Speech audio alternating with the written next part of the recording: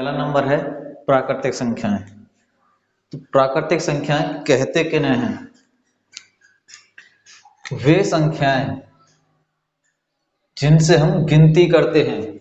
गिनती मीन्स वे संख्याएं जिनके द्वारा हम किसी चीज को गिनते हैं, या कह सकते हैं गिनने वाली संख्याओं को प्राकृतिक संख्याएं कहते हैं।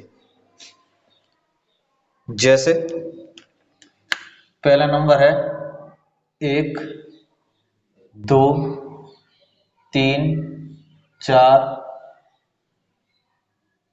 अनंत। प्राकृतिक संख्याएं अनंत तक होती हैं दोस्तों, और इनकी शुरुआत 1 से होती है। 0 से इनकी शुरुआत नहीं होती, 1 से इनकी शुरुआत होती है। जैसे जो हमने कोई निशान बना दिए मान लो, तो अब हम इनको गिनना शुरू करेंगे। 0, 1, 2, 3, 4। 0 से हम इनको गिनना नहीं शुरू करेंगे, इनको करेंगे हम 1 से गिनना शुरू। 1, 2, 3, 4, 5। कोई भी चीज मान लीजिए आप, यानी कि इनकी शुरुआत 1 से होती है, और सबसे छोटी जो प्राकृतिक संख्या होती है वो 1 होती है। और इन्हीं संख्याओं को, प्राकृतिक संख्याओं को ही हिंदू अरबी संख्याएं भी कहते हैं। ठीक है। दूसरा नंबर है पूर्ण संख्याएं। पूर्ण संख्याएं प्राकृतिक संख्याएं, यानी कि प्राकृतिक संख्याओं में 0 और जोड़ दें तो पूर्ण संख्या बन जाती हैं। जैसे ये हमने लिखी यहाँ पर प्राकृतिक संख्याएं 1, 2, 3, 4 अनंत। इसमें अगर हम आगे 0 और लगा दें तो ये पूर्ण संख्याएं बन जाएंगी। ठीक है ना। और 0 सबसे छोटी पूर्ण संख्या होती है, 1 सबसे छोटी प्राकृतिक संख्या होती है, और 0 सबसे छोटी पूर्ण संख्या होती है। ठीक है। अगला नंबर है पूर्णांक। अब पूर्णांक किसे कहते हैं? यदि पूर्ण संख्याओं में, पूर्ण संख्या कौन सी है? 0, 1, 2, 3, 4 अनंत तक। यदि पूर्ण संख्याओं में हम ऋणात्मक संख्याओं को भी जोड़ दें तो पूर्णांक बन जाते हैं। जैसे ये हमारी पूर्ण संख्या है 0, 1, 2, 3 और अनंत तक।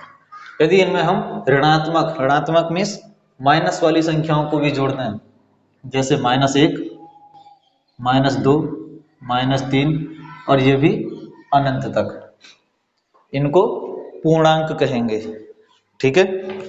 अब 0 से उधर वाली जो संख्याएं हैं इन्हें कहेंगे धनात्मक संख्याएं, क्योंकि इन पर माइनस का निशान नहीं है। धनात्मक संख्या। ठीक है। और 0 से इधर वाली संख्याओं को कहेंगे ऋणात्मक संख्याएं।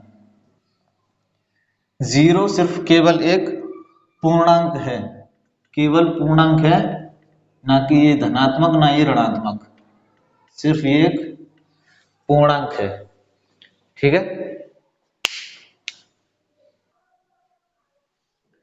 अगला नंबर है 4वां परिमेय संख्याएं।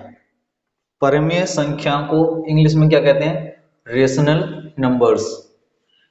यानी परिमेय शब्द, यानी कि परिमेय में रेशनल शब्द की उत्पत्ति अनुपात यानी कि रेशियो से हुई है। आप जानते हैं अनुपात 3:5 को 3/5 भी लिखा जा सकता है। कोई भी हो, ये 2/5 है तो इसको हम 2:5 भी लिख सकते हैं, या इसको कैसे भी कर सकते हैं। ठीक है ना। 3:5 को 3/5 भी लिखा जा सकता है। यहाँ पर 3 और 5 क्या है? प्राकृतिक संख्याएं हैं। डेफिनेशन है इसकी, जिन संख्याओं को P/Q के रूप में लिखा जा सके उन्हें परिमेय संख्याएं कहते हैं। जैसे ये हमने लिख दिया 2/3, तो ये एक परिमेय संख्या है।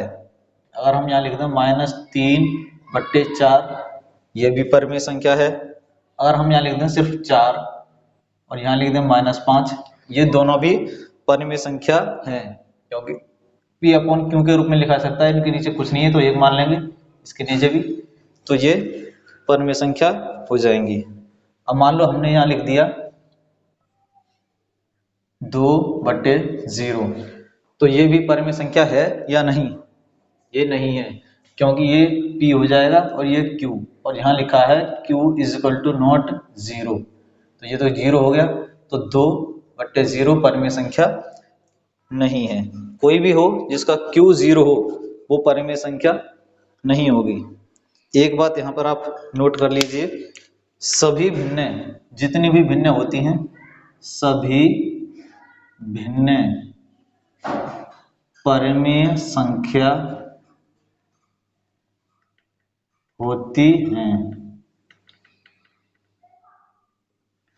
ठीक है।